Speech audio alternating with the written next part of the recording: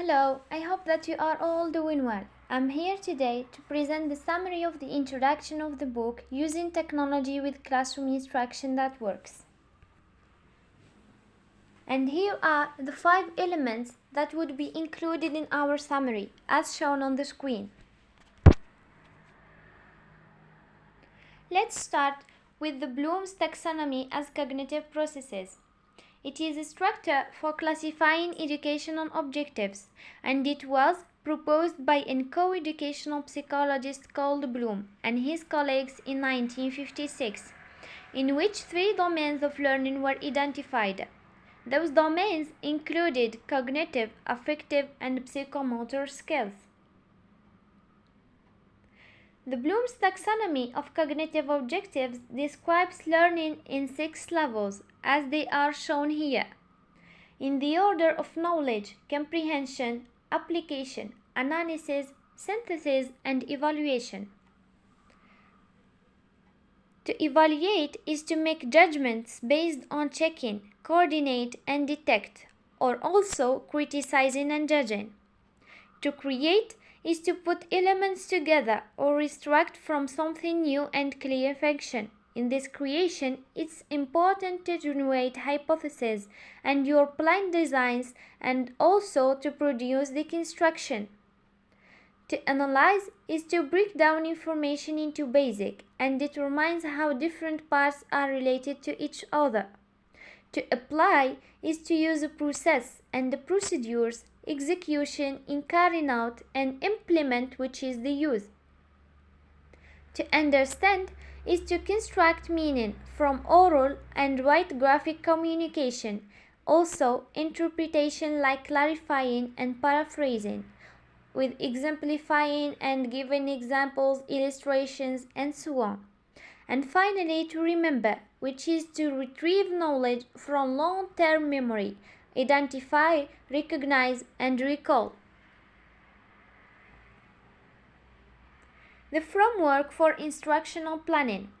The author's aim in this book is to show teachers how to effectively use the tools available to them in order to enrich their students' learning experiences. Also, helping students to develop understanding with including strategies predicated on the fact that students come to the classroom with prior knowledge and must integrate new learning with what they already know. And the first 2 components help teachers to use students' prior knowledge as scaffolding for new learning strategies, where the third one helps students to go beyond the right answer, which means learning to expanded understanding use of concepts.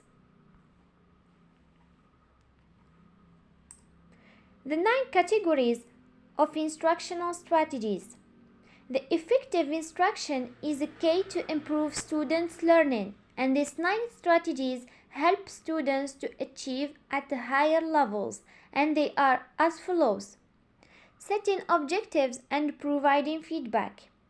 To set objectives that are adaptable to students' learning goals and provide feedbacks towards those goals. Reinforcing effort and providing recognition, which means to speak to the attitudes and beliefs of students, and teachers must show the connection between effort and achievement, and giving towards for individual accomplishments, which is praise. The cooperative learning is organizing students into cooperative groups, yield a positive effect in enhancing their learning. The cause questions and advanced organizers is to help students to retrieve and use what they already know about a topic to enhance further learning. The non-linguistic representations is to enhance students' ability to represent and reinforce knowledge using mental images. Summarizing and note-taking. The skills support increased comprehension by asking students to capture and then paraphrase the main ideas using their own style.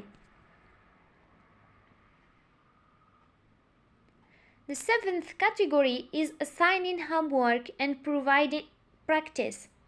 Provide students with the opportunities to extend, practice, and apply knowledge outside the classroom, and also enhance students to reach the expected level of proficiency. Identifying similarities and differences is the ability to break down a concept into its similar and different characteristics, allow students to understand and solve complex problems by analyzing them in a simpler way. Hypothesis generation and testing. Enhancing students' ability to use knowledge by involving them in the mental processes that are represented in making and testing hypotheses.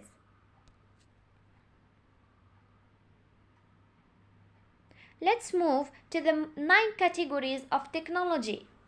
In the first edition of the book, we presented 7 categories of technology, but after the second edition, we realized that those categories do not adequate. Because with these new 9 categories, we abandoned the category display tools without appropriate software that are little more than overhead projectors. Also, the software can fall into different categories of technology depending on how it's used by a teacher or student. For example, if a teacher is using concept mapping software to help students brainstorm, that would be classified as organizing and brainstorming software.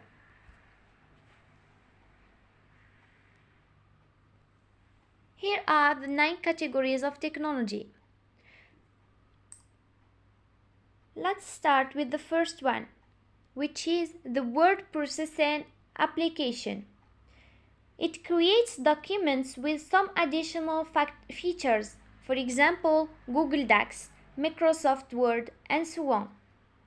The organizing and brainstorming software. It helps to organize ideas and show processes, for example, the Smart Tool, the Wordspiration tools, and so on.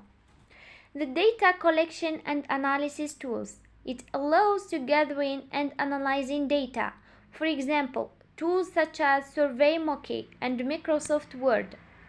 The communication and collection software. It helps people to share ideas and communication even when geographically separated.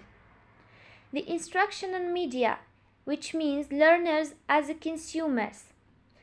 All the materials that facilitate students' achievement in learning process using technology, like BrainPop, Discovery Education Streaming. The multimedia creation. It is the learner as producer. The learning through the use of video, pictures to complete the final product using tools like the PowerPoint, the Photoshop, and so on. The instructional interactive are materials that help students in different activities in order to improve their knowledge using Matchboard, STAR, and chart tools. The database and reference resources.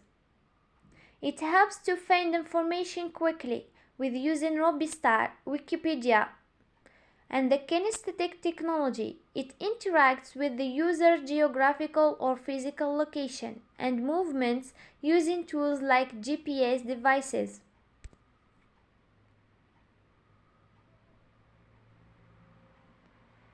The matrix of strategies and technologies. The use of technology has the potential to revolutionize the communication, teaching, and learning in the academic realm. And this book emphasizes on how to plan the use of technology in classroom by instructors. As well, it assembles a number of practical tools aligned with higher education principles and research-based teaching strategies. There are many categories of technology, and the tools in each of these categories can be examined not only according to the letter, but also according to the utility they have in each step of the lesson planning process.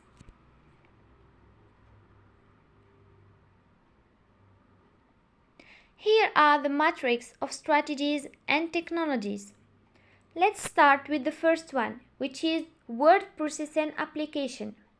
They are tools such as Google Docs and Microsoft Word, and this category is probably more familiar for the students and basically gives students and teachers the opportunity to write in both linear and visual way.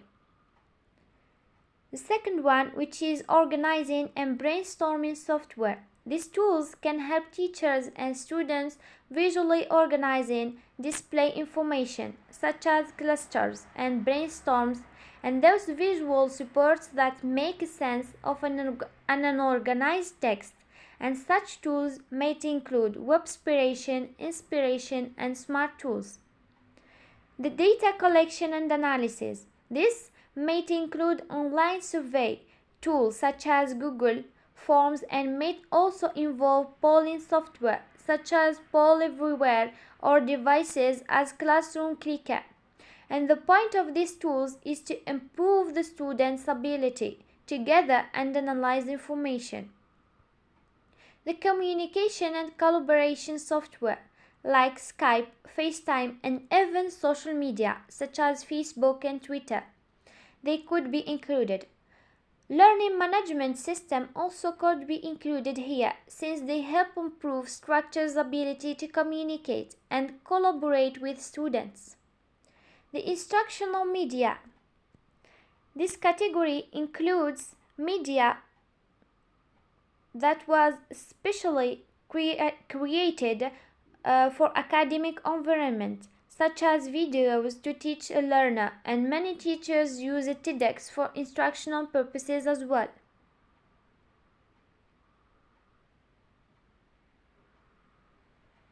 And here we have the fifth and the last one, which is the multimedia creation. Teachers or students can combine videos, text, pictures, and graphs into a final product, and this is often referred to as a multimodal composition. And the easiest example of this is the PowerPoint presentation. Other ways to demonstrate students' work many teachers and students use Keynote, a VoiceThread, eMovie, blogs and vlogs, and so on.